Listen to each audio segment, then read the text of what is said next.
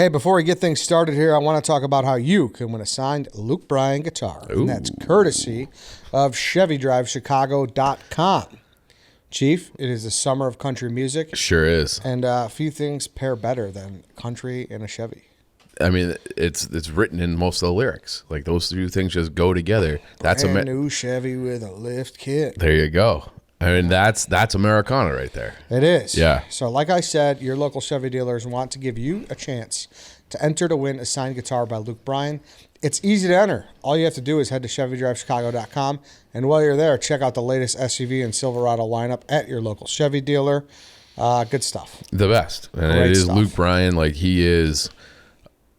Country music's good all year round, but it hits different in the summer. It does. And Luke Bryan is like kind of the voice of that summer music for me. Certainly is. So go try to win that guitar. Go buy that Chevy.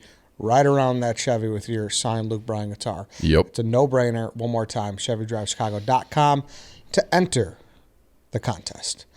All right, man, today is Thursday. It is July 13th. Welcome to the Dog Walk presented by Barstool Sports. So, all right, Thursday, I'm here with Chief. Yep. Chief, we're back. Mm-hmm. We got somewhat of a Shackleton episode on our hands. So when did we do that? It was COVID, right? So it was probably 2020. It was over Zoom. I don't think it was COVID. I think it was... I remember sitting in my old Chicago Avenue apartment. Yeah. I mean, most of 2020 was COVID. So yeah, maybe 2021. Okay, it was that late? Yeah. Okay. And Ernest Shackleton, one of my favorite explorer. But, you know, everyone knows like I'm a nerd by now with all my history shit. I got a lot of favorite explorers. And I went kind of in the summer. I usually do like an audiobook or a book. And this summer I kind of settled on Conquistadors, the Spanish Conquistadors, and specifically this one book called The River of Darkness, which is by this guy Buddy Levy, and it's about Francisco Orellana. And I'm going to apologize in advance. I can't do the Aztec city names. I can't pronounce them. There's like these T's and Tenochtitlan, places like that. Tenochtitlan? I got that. Okay. That's one thing I have absorbed through my education. Okay, so you got Tenochtitlan. And it's because one of my buddies, they would always joke and call it Tenochtitlan. Tenochtitlan. See, that's what I mean. Yeah, it is. Tenochtitlan. I hope I'm right. It's closer than I am.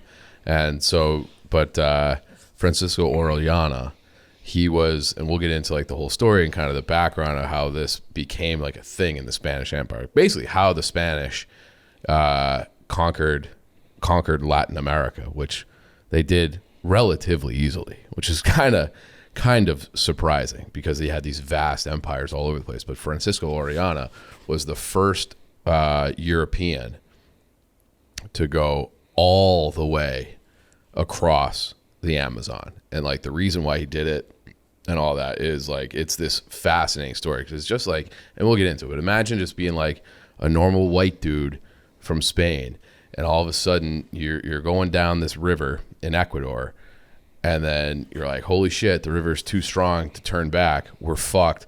We don't know how big South America even is. We don't know where this river goes, but we're just going to take it as far as we can.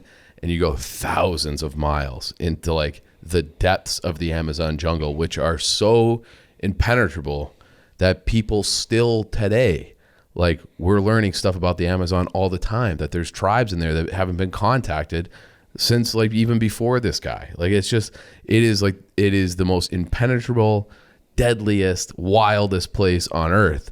And this guy was just like, well, we don't have a choice. We got to go down the whole thing, and we don't know where it goes, but we'll find out. That sounds like a fucking nightmare.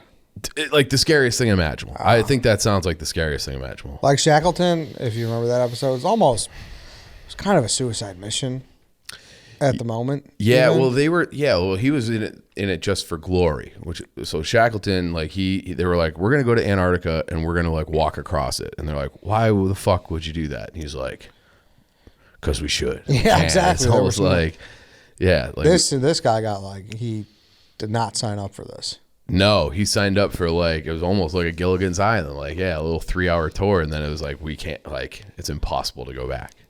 So he has to make his way down. But the whole story of how, because it was basically, I want to focus on 3 main conquistadors. You've probably heard of Hernan Cortez. conquered the Aztecs at Tenochtitlan. Okay. So he conquered them, and then he had his second cousin was this guy, Francisco Pizarro, and he's the one who conquered the Incas. And then you had his brother, Gustavo Pizarro, and Francisco Orellana. The reason they started the expedition is because they were looking for El Dorado. Okay, El Dorado is a city of gold, and it was like this mythological leader. The myth was that they were the leader of El Dorado, which is like this golden city, that they had so much gold that every morning the leader of El Dorado would just paint himself with gold dust. So he was like this shimmering god, just covered in gold dust. And then at night he would wash it off in the waters, and then there was just endless amounts of gold dust, because this is like the city of gold, that he would do it all again the next day. So they're like, we have to find that guy and kill him and take all his shit, because that's how you made it in the Spanish Empire. And that's kind of started with Hernan Cortez. So Cortez, he was like, he was from like a noble family in Spain, but he wasn't the firstborn. So basically you were like, if you were the firstborn of a noble family, like you inherit everything and you're kind of like set up. If you're the secondborn, it's like, well, good luck. Okay. So he made his way to like Hispaniola, which is the island that's the Dominican and Haiti. It's like one big island. And he made a bunch of money there as like a farmer, slave trader, all this stuff in Hispaniola. Then he was like, this is not good enough. I'm going to go to Cuba. So he goes to Cuba. He's like raising in the ranks, because he does have kind of like a noble name that people know from Spain, even though he's not inheriting anything. And it wasn't like his family was like a duke or something. They were just like a well-to-do family. So he eventually convinces the governor of Cuba, be like, let me go to Mexico. And they're like, I don't know. Like, we don't, like, why don't you just stay? You're one of the richest people in Cuba. He goes, but Cortez wanted like the glory and the money and all, like everything that came with like conquering places, but he wasn't a soldier. So people always think like he was like this military general. He was just kind of just a guy. And then he had 600 or so people with him, a lot of whom were fugitives. So he had like this ragtag bunch of guys. They eventually let him like approve of it. And then the governor of Cuba was like, I think I made a big mistake. And he tried to stop him. They killed the guy who was trying to stop him from going to Mexico. They sail across the Caribbean. They land in Mexico, and they're trying to like figure out like their plans. And a lot of the a contingent of his people, of the 600, were like, we should just sail back. Like, fuck this place. And so you know what he did? Burn the fucking boats. We're not going back. You set the boats on fire on the beach. Like, we're making this. Mexico is going to be our thing. And so they start their march towards Tenochtitlan. I feel like this is like a Dora the Explorer. I'm the kid at home. I just jump in. I just can't. Tenochtitlan. I feel like I'm adding syllables or something to it. So they start this march, and that's like kind of like up like in the middle of the country. And like any other empire, the Aztecs had a lot of people around them that fucking hated their guts. So they didn't really meet much resistance on their way to the capital. And then they get there, and there had been like this prophecy where there would be fair-haired, white, bearded men coming to the city. So when they arrived, even like the emperor, Montezuma, was like, these guys are gods, okay? And so they were able to like pretty quickly capture and hold the guy ransom, and then they eventually had like these battles, but it only took them like 3 years to take down the whole Aztec empire and establish this is New Spain, and I'm the king of this shit, which was Hernan Cortez. And he sent back like all sorts of gold and riches and all these things, and he conquered, like I said, he conquered an empire with almost no people. And then because there was like this kind of almost like a caste system, that they had kind of befriended the nobility of the Aztecs and then slaughtered them. And then they just took all the natives who were effectively already kind of like lower class or slaves. And they're just like, remember all those guys who were your slave masters? We're your slave masters now. So they're able to just take over the whole system relatively easily. Easy for me to say, I wasn't there, but it was, a few battles, and then they, used their technology and because they had gunpowder and steel and swords and all these things, and they were able to take them out. And that became the model for how to take down like these native empires. So when Cortez got all this fame and glory and wealth, there were other people being like, sniffing around, being like, all right, well, I can do that. And that was the next guy was Francisco Pizarro.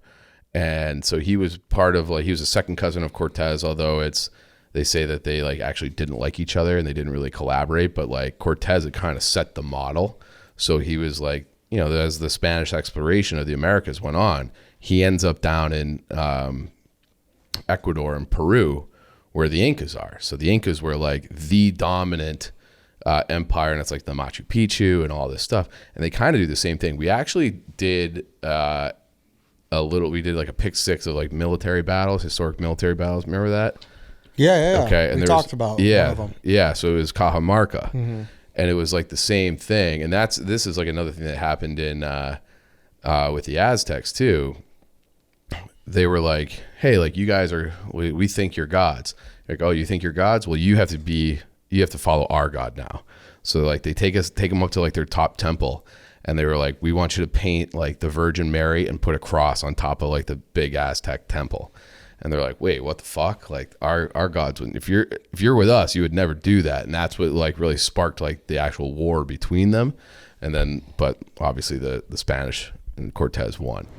Hey, Chief, let's take a break here because I want to talk about MUGSY jeans, the most comfortable jeans, chinos, shorts, and joggers ever. The absolute best. Buttery soft. They stretch around. They feel like a sweatpant. It's one of those things where it's you come home, you don't need to immediately change because they're so comfy. You just lay on the couch. I'll easily take a nap in these. MUGSY's the best. Everybody knows it. Fact, they are. They got that Cool Max denim, that new technologies air conditioner for your summer legs. Jean. Yeah, they just did. Oh, yeah. I spent years in the lab just getting the most breathable jeans. That's a hard thing to do. It's not even a hard thing to think of. It's it seems like it should be an easy problem. Oh man, I wanna wear pants because I'm going out. It's a little bit more formal. I want to wear jeans, but it's just too hot. Not anymore. Yep. Not anymore. So exactly. Get the Cool Max denim from MUGSY. So go from the backyard barbecue to the bar in one swift motion all summer long. Head to MUGSY.com and get 10% off now using code Chicago. That's 10% off now for some of the most premium jeans, chinos, swimwear, and shorts on the internet. MUGSY also offers free shipping and returns, so there's absolutely no risk giving them a try. If you're in Chicago, Boston, or D.C., or Austin, Texas, make sure to head downtown and check out one of their storefronts as well. Easy vibes every time. Enjoy a beer while you shop. MUGSY.com, code Chicago. Go get that 10% off. You wear the shorts all the time. All the time. Yeah. They're great stuff. Mm-hmm. All right, let's hop back into the show, Chief. But they tried to do the same thing, the Battle of Cajamarca, where they basically were like, hey, let's have a meeting. And they're like, leave all your armed guards, all your people with all your weapons outside the city. You come in. I think he had 2,000 unarmed guards, the emperor of Peru.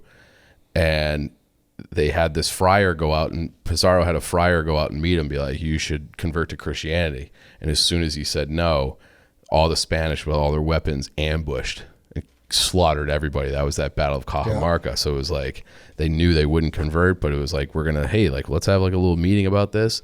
And then the other soldiers, the 7,000 outside, were like, what the fuck just happened? They just killed everybody. And they got spooked and fled. So then we beat the Incas. Okay. And that was the other part of that problem was Pizarro had gone back to Spain asking for help. So, it takes a long time to get back. So when he was dealing with one guy, he came back in the interim while he was gone trying to get permission from the King of Spain. The king and the king's son had died of smallpox because the Spanish inadvertently brought smallpox. So they had this massive smallpox outbreak and a civil war. And it's chaos is a ladder. So Pizarro just set up this Battle of Cajamarca, slaughtered everybody, took control, got the interim king, emperor, held him ransom, And they're like, you have to bring us, they were like a specific amount of gold as a ransom for this guy. And they're like, it has to be a room filled of gold and silver, 22 feet, because they still hadn't seen, like, they knew they had gold, but they still hadn't really seen it. They're like, we want a room that's 22 by 16 filled to the brim of gold. And they're like, okay. And then they bring them the gold. And they're like, holy shit, you guys actually did that? And you guys have this much gold? And then killed the emperor anyways. Okay, so then they sent back, so that allowed us to take Cusco's. You ever seen Emperor's New Groove, that movie?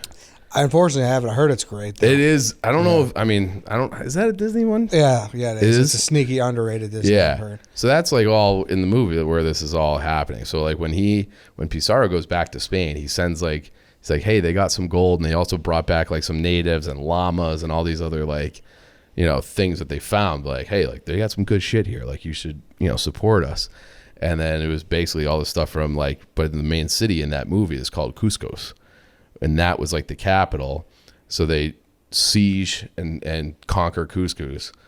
And then they go and they establish Lima themselves, which is now still the capital. So they, like the Spanish conquistadors were like, we're in charge of this city, but now this city over here by the coast, closer to the coastline, is actually the capital. And they just destroyed the Incas. Okay. So now they have like this whole stretch that goes from Ecuador and Quito all the way down to like the northern Chile is controlled by Spain. And they're like using slave labor to mine the gold, steal the silver. Chile and Peru used to have like a shit ton of silver in the Andes Mountains.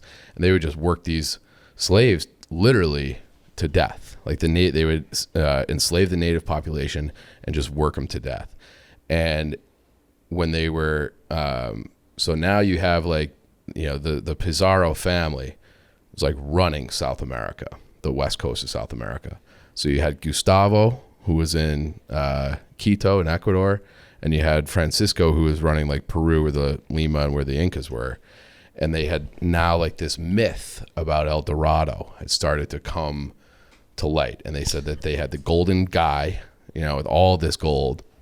And then they also had just these immense forests of cinnamon trees. And these were like tales that like native translators were telling them, like, hey, it's just over those mountains there. It's just over those mountains. So also, The Road to El Dorado is another Disney movie. Oh, I don't know. I think I know about that. Around the same time. So there was definitely some guy like me. Just like, he's on I can't make, non-animated, but I'll just make these animated. Yeah. Yeah. And it's probably like, Disney Fives, like the slaughter of all these people. But we should have that as a movie day. Watch Road to El Dorado. So they go up and over they decide they're going to leave, okay? They're going up and over the Andes Mountains. And Gustavo Pizarro, who is the governor, is like leading this. And it's a fucking slog. So they have 220 Spanish conquistadors and 4,000 natives that are just like, hey, you're fucking coming with us. But they're going, like, now you're in the Andes Mountains, but it's also like the edges of the far western edges of the Amazon rainforest. So not only is it uphill, downhill, just this crazy traverse, but it's the thickest, nastiest jungle you can fucking imagine. And it's like I said, it's a slog. It took them like 6 months to go like 40 miles. Okay, just walking through, and people are getting sick, and people are dying. People are dying like all the time. And it got to the point where now they're like into the jungles of Ecuador, and they reach this river. And they're like, all right, like, let's construct a boat, okay? And they had been running out of food because there's just nothing around there. It's like this. It was very sparsely populated, and so the expedition was running out of food. So they're like, oh, the natives, you guys aren't allowed to eat anymore, okay? So they would just keep pushing them forward, and these guys were just dropping dead left and right. And then and they still had like their horses or whatever. Then it was like, you know what? We're fucking starving. Kill a horse. Okay, so they keep trying to get through the jungle. They're killing the horses, eating the horses. Now they're stuck, okay, because now they're still in the early phases of this trip. They have no food. most of the natives have passed, and now they have very difficult transportation because they ate all their horses to try to stay alive. So they get to this thing and they build a boat, and they have like these native kind of canoes, and they're like, all right, so put the sick on the boat, and then the healthy people will walk along the side. So now it's like they still can't get anywhere because the boat can only go as fast as the people on land. So they're trying to like slow it down. So then it was like, all right, like this is a terrible idea. Here's what we're going to do. So Gustavo Pizarro goes to Francisco Orellana and is like, you take the boat, take 50 guys. I think the number was 57 guys, and go down the river to find some natives and see if you can get them to give us some corn, and so we can survive and eat, and then we'll head back. Okay. So Orellana says, okay, like that's what we'll do. They grab their guys, they get on the boat, start going down river, and then it's like the river turns like rapid, and they're like, oh fuck, there's no way we're gonna be able to get back, like going upstream of the Amazon. So Gustavo Pizarro gives up on waiting for them. He just hightails it back to Quito, like through the same way they came. So like more and more people died, but he did eventually make it back. And then Orellana is just like I was saying, I guess let's just head down this river. Hey, Chief, let's take one more pause here because I want to talk about BOWLERO. We're kicking off one of the biggest events of the summer. I'm glad it's here. Barstool BOWLERO Invitational just kicked off. You guys know BOWLERO, 325 locations, 34 states, the biggest owner-operator of bowling centers across the United States. They're known for their great arcades, signature cocktails, great menu, obviously great lanes. And, of course, we're talking about the Barstool BOWLERO Invitational. It's easy to enter. Just enter your name when you visit any BOWLERO location near you and bowl for your chance to be entered to win the ultimate grand prize, which includes tickets to the football and basketball championships, plus a professional. Trip. Yes. Yeah. Professional. Plus a trip to the Barstool BOWLERO Invitational finale in Chicago on August 9th. Many will bowl. Only one will win. Visit Bowlero.com/Barstool now to claim your voucher for a free game of bowling at any BOWLERO location nationwide through July 23rd, all courtesy of Barstool. Get out there. Great time to hit the lanes, everybody. Cool down. Get a signature cocktail. Get some food. Play some air hockey. I love air hockey. It's great. It's great. Yep. Shout out to BOWLERO. BOWLERO's got it all. Oh, yeah. All right, let's hop back in, Chief. So they're heading down this river, and they're starving, right? They're starving. They haven't eaten anything in days. And then in the distance, after like days and days and days of floating down the Amazon River, they hear this boom, boom, boom, boom, boom, boom, like these war drums off in the distance. And it's like you would think, can you imagine that? Being like, we have these scary, ominous drums in the darkness down this river, and that's either going to be the thing that saves us, because it is definitely people, but it's also might be people that just fucking kill us immediately. And so, but it's like, so you have no options. You have to approach them. You have to like roll the dice.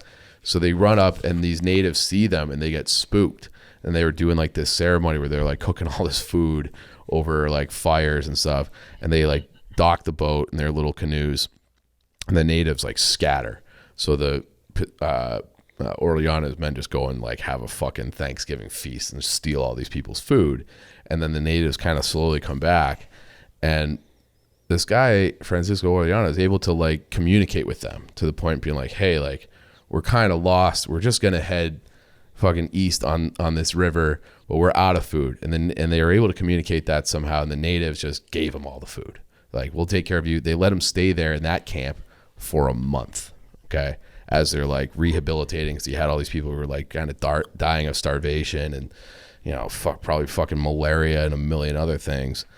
And they kind of like rehabilitate themselves with this native tribe and then continue on their way. And then they find another tribe. That tribe, also peaceful. And then they get to this kind of like the confluence of this river. Now you're into like Western Brazil. And they hear the same thing. Like they hear like, they see fires. They're describing like these, they had this friar who was like kind of taking notes of the whole thing. And what he describes still hasn't been found. They have these unbelievable cities, like buildings, like these big stone, kind of like Aztec looking stone buildings lining both sides of the Amazon. And it's like they're saying like these bustling cities, and they're able to do this analysis of soil where you can estimate what the population was in a given area based upon like how much human excrement you can find in the soil. And like that's how they knew, what's that place downstate, Cahokia? Yep. Okay, Cahokia. They knew that was a city of like 25,000 people, and they can tell that by they go down to like that layer of soil, and they can be like, okay, like if we know how much shit is in this soil, we can extrapolate that out. Which is mind-boggling. It really is. And like, who would even think to like come up with that formula? But that's how they do it. So now there are scientists who say that the population of the Amazon when Francisco Orellana was going down the river was anywhere from 4 to 6 million people. Like huge, like way, way, way more people in the interior of the Amazon back then than there is now. Okay. And no one, again, still to this day, no one has found like these cities and these structures described in the book, the notes taken by this friar on Orellana's boat. But they're saying that part of the reason for that is, well, look where it is. You have to have like, because the weather, the humidity, all this stuff, you would have to have unbelievable upkeep to get this stuff to just stop from crumbling and being overgrown. And then now they're using that thing called LIDAR, which Graham Hancock has talked about, where they find like these structures that no one thought existed because it's all just jungle and vegetation. Mm-hmm. But now, like, as technology improves, and as, you know, sadly Brazil is tearing down the rainforest to like basically have cows and modern agriculture, they're finding a lot of these structures like that are just, so that's where you come up with this, like it must have been like 4 to 6 million. But they say that so many people died of Western illnesses contracted from these Spanish conquistadors, that the population just died, and then nobody was there to live in the buildings and upkeep the buildings, and who knows about flooding and damage and all those sorts of things, just ruined it. And there just has, and it's so hard to access the interior that it's hard to do any sort of real archaeology, because it's just like, where do you stay, where do you live? It's like very, still to this day, very difficult to get up into the interior of the Amazon. So as they're going down the Amazon and they're seeing all these cities, now the natives turn hostile. So they're having all these fights, okay? And they come across one tribe in particular where the women fight right alongside the men. And they're like these tall, very pale. They're described as being very pale. They have braided hair and just like these fierce warrior women. And that, there is like a group of women like that found in Greek mythology called the Amazonians. Okay. That's how the Amazon got its name, from Francisco Orellana's group. Was like, we're fighting fucking women. Like, must be like the Amazon women, like the Greeks used to deal with, and they don't look like, the way that they're described is almost like albino, where it's like they don't, no one's ever seen anything like them in that part of the world since. So it's like maybe they all got sick and died from contact with them too. But there was this like group of people who had these fierce warrior women. And then that is the story of them, is how they got the name for the Amazon River and the Amazon jungle, rainforest, whatever, is because those Spanish explorers likened it to the old myth of the Amazon women from Greek mythology. So I thought that was kind of interesting. But anyway, so they fight off all these people. They sail. I wrote it down, so give me a second.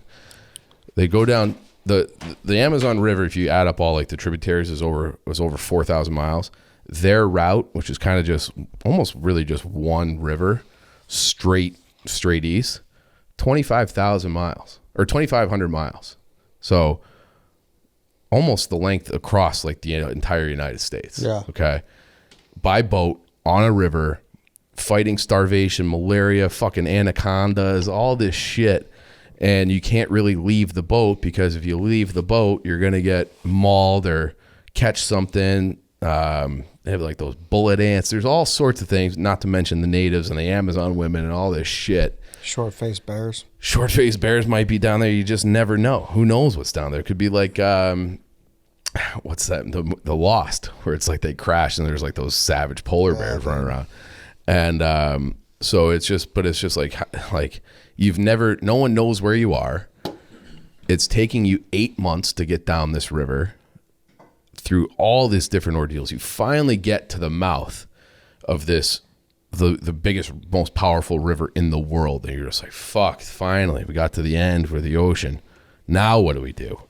They take their rickety little shit sailboat and they sail it kind of along the coast all the way up to Venezuela, where they had like an island off of Venezuela, where they had like a small colony.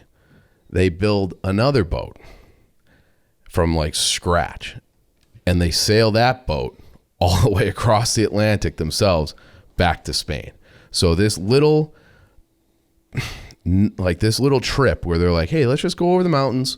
We'll see if we can find this golden god in the cinnamon trees, and we'll try to do to them what we did to the Aztecs and what we did to the Incas. We'll conquer these people, have all the riches and glory, and like we'll conquer this area too. And it should only take like a little, take 3 months or whatever. Okay, this is not going well. Go downriver just a little bit. See if you can find some natives that will give us some food so we can survive. That turned into like a multi-year ordeal down, between how long it took to get through the river, up the coast to Venezuela, back across to Spain. And he was lauded, Orellana was lauded as a hero.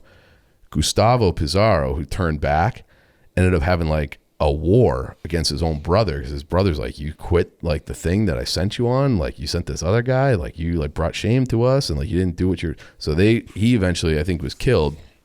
Orellana, when he got back to Spain, they're like, what an amazing story. And he's like, can I go back, try to find that city that the Amazon women, these amazing structures? And the king's like, yeah, no shit. Like, so he gets him all the boats and everything that he needs to go back to the Amazon. And as they're approaching the Amazon, they hit this storm. Their boat capsizes. He drowns. That was the end of his story. But like, so he survived like this unbelievable tale, and he's going back to to explore it more, because he was like, this place is incredible. And the Amazon still looks incredible. Like, it has to be just beyond comprehension. And yeah, so then he just boat capsized and he fucking died, and that was it. And then it wasn't until like people weren't able to get back into that area of the Amazon until like the early 1900s.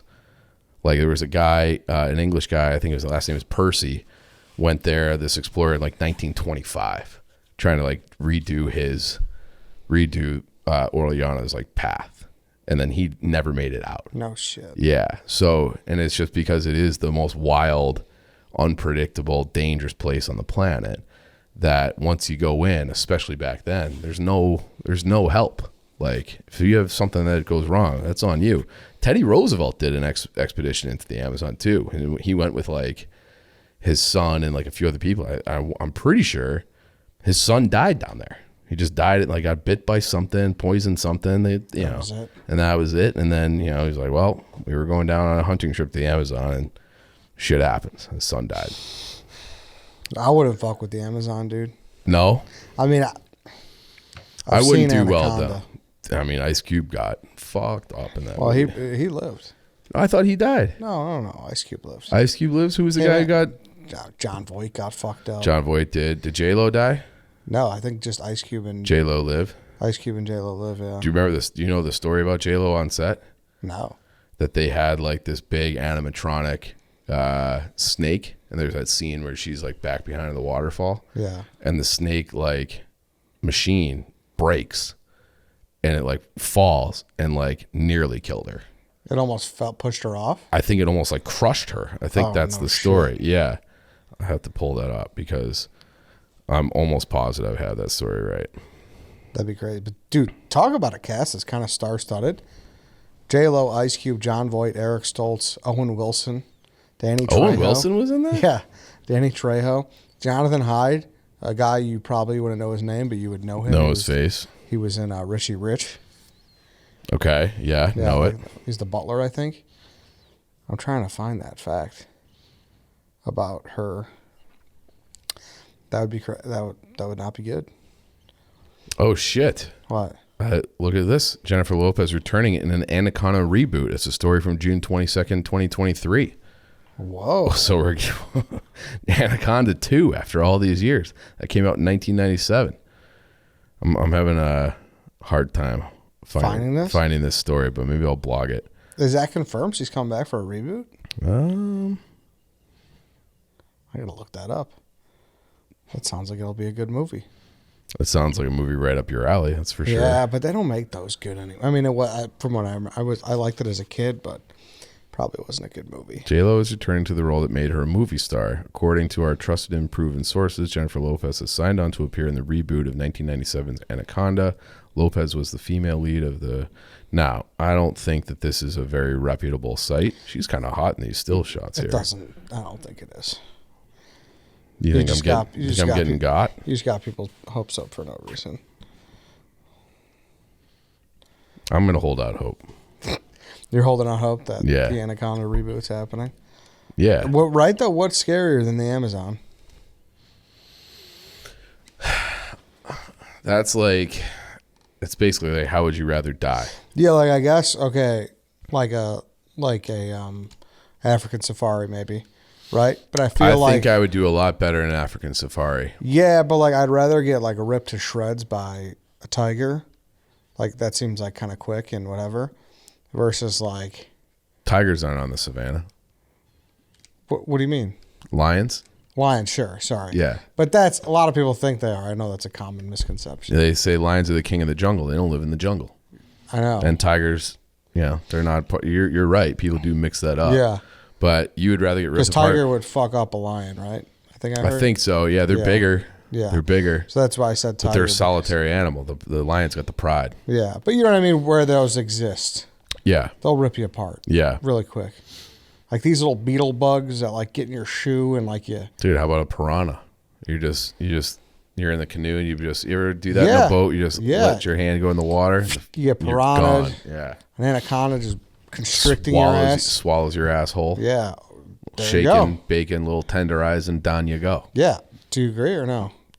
Yeah, I think the Amazon. What else is scary? I think like the cold is scary, like that Shackleton. Yeah, like if you're just like that story to me, where he's like, the line that always stuck with me from that book was that his boat got lifted up onto this ice sheet by a storm, and then he was like, we were an almond stuck in a piece of chocolate. Like the almond can't move itself. It's just like you're stuck, and. So like you're just like, and they waited down there for a fucking year, hoping that there would be like meltage or breakup or they'd be able to do something. Nothing. So and then the boat just started to get like, because as storms come through, like ice built up on the outside of the ship. Yeah. And it was just like started to crush it. And so they were like, well, now we have to just traverse the ocean, like the scariest ocean in the world. You're afraid of the ocean. Well, yeah, I think everyone is. So you're talking the only land places. Yeah. I'm talking land. Ocean's obviously probably number one. Would you rather be dropped in the Sahara Desert or in the Amazon? The Amazon Desert. I mean, I know that'd probably be like a slow death of dehydration. I wonder which one you'd have a better chance of survival in. I almost feel like it might be the Amazon. I don't know. There's one way to die in the desert. There's 10 billion ways to die in the Amazon. Yes. That's kind of the difference. Yeah. Yeah. So I don't know. I don't know how these people fucking live. Like, have you ever seen like these Bedouin people that you heard of the movie Lawrence of Arabia?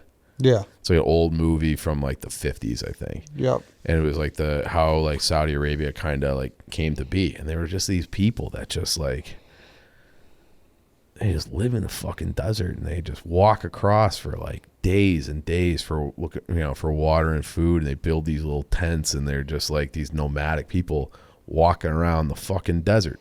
And it's like, bro, like, live somewhere else. Like, how do you not, how did nobody be like, this is bullshit. Like, we gotta get the fuck out of here. Like, this is terrible. I don't know. I don't know how like people lived really anywhere, but like especially places like that. It was just like, and what, just because your dad did? Like, get the fuck out of there. Those places are terrible. Yeah, not good. Yeah. Not good. Yeah. Thankful to live in this era of air conditioning. Yeah, our biggest issue is the people upstairs banging the hammer and and the other people out there like young Danny always just complaining that it's too cold in here. Tickle in his throat. Send him the Amazon. How long would he last? Yeah, he'd be dying for some AC then. Yeah. All right, then. That's it, Chief. That's it. Thank you. Thank you, everybody, for listening. Thank you for watching. We'll be back on Monday. We will see you then.